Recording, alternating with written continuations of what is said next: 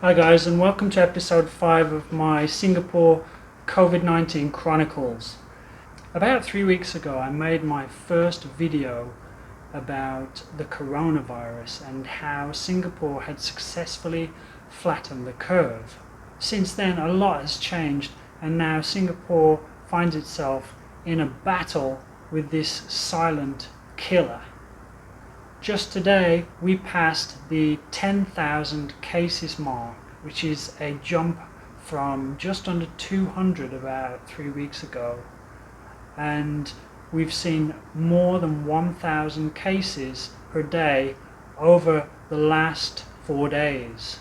So the cases have been skyrocketing, but the numbers don't tell the whole story, and they need a little bit of analysis to give you a clearer picture of what's going on in Singapore with the coronavirus, as Singapore's situation is rather unique when you compare it to other countries.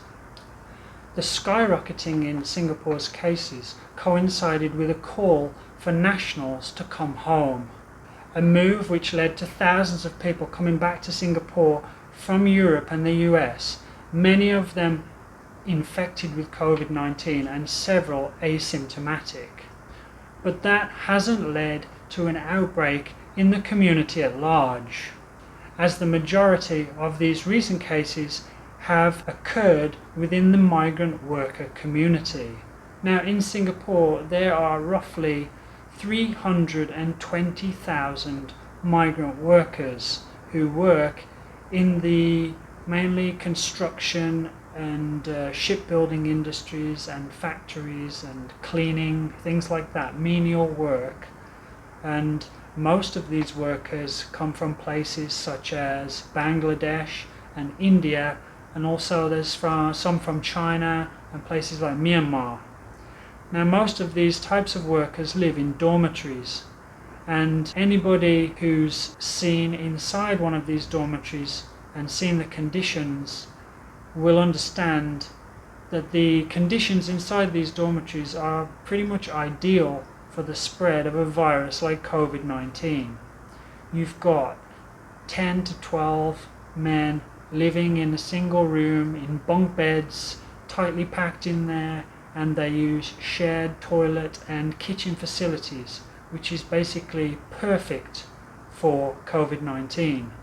And so it's proved, as once there was a few infections in the dorms, it took hold very quickly and the numbers quickly spiraled out of control despite the best efforts of the government. Now the dorms where the outbreaks have occurred have been isolated from the larger community, which basically means you've got 2 outbreaks in Singapore now. When it comes to COVID-19, you've got a foreign worker outbreak, which is basically limited to within the confines of the dormitory and the places where these foreign workers are staying. And then you've also got the outbreak in the community at large, which is much, much smaller. On average, right now, we're getting about 20 cases per day in the community at large, but you're getting up 900 to 1,000 or even more per day in the foreign worker communities.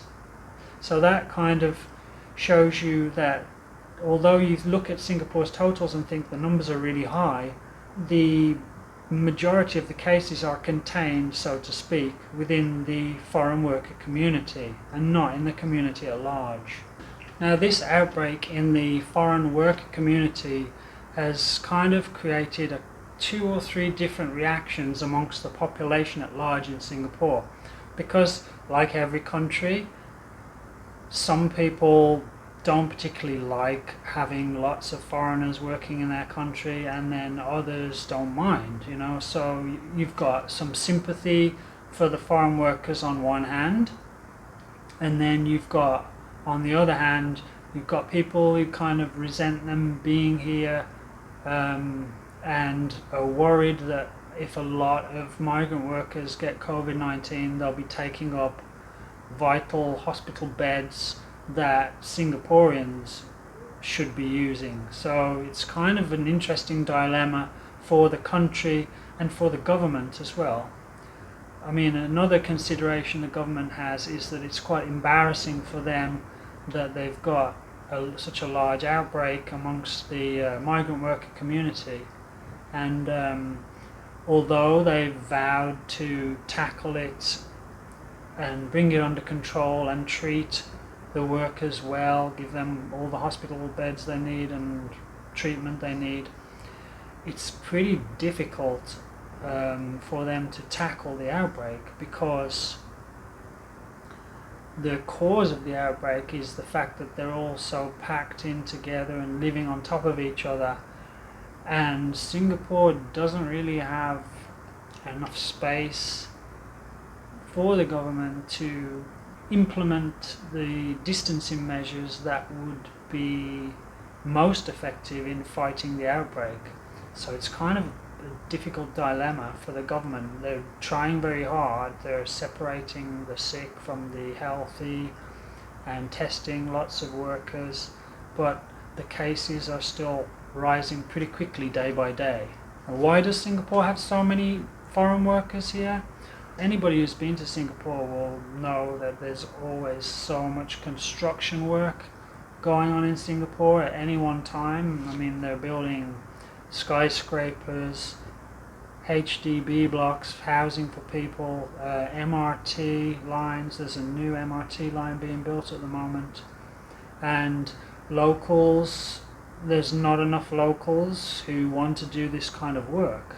So Singapore needs foreign workers to come in and do it. I mean, it's kind of like any developed country in that respect. But at the moment we're seeing a lot of sympathy for them because of the conditions they're living in, and a lot of people think that that is part of the reason why the COVID-19 outbreak has been able to get a stranglehold on the migrant workers, because they're all living together in very close-knit communities. And so a lot of Singaporeans are feeling sorry for them and want them to be treated well and, you know, help them to stamp out this outbreak. Under normal circumstances, the conditions that the migrant workers live in are not a problem. But COVID-19 is unlike anything that we've seen before, or for 100 years or so with the Spanish flu. It's a highly contagious, pretty deadly disease that will spread rapidly through the kind of places where migrant workers live. So solving this problem is a hugely difficult task for the government. How do they isolate the infected while further preventing the spread without removing the workers from the dormitories? That is a very difficult task. One thing you can usually say about the Singaporean government is that they are prepared for every eventuality. But they seem to have dropped the ball on this one, allowing these outbreaks to occur in the dormitories. But you can be sure that although they may have dropped the ball, they will have a plan and they will implement it as soon as possible in a bid to stop this outbreak in its tracks. I mean, they've already moved a bunch of foreign workers into different locations around the island, hotels, army bases, the exhibition centre, and floating hotels, I think they are, you could call them. So they are taking action, but so far we haven't seen the action result in a reduction of cases, although it's only been around a week, so you're probably going to get higher numbers for a few more days until we see whether this government action is going to have an effect and cause a drop in the number of infections amongst the migrant community. But whatever they do, they're going to have to do it fast, because if COVID-19 spreads to even just half of the migrant worker population, Singapore's health service could be overwhelmed, even though it's super efficient. What's worse is that this has happened at a time when Singapore should be preparing for the next general election, which is due to take place any time up to May next year, I believe. one thing's for certain, it's going to be very interesting to see how this pans out over the next 1 or 2 weeks. And I will try to keep you updated in my next video. If you're interested, don't forget to subscribe. And as I said in my last video, I'm also going to try and put together a short film about what myself and my family have been doing during the lockdown. If you'd like to see that, check back in a few days' time. That's it for today. Over and out.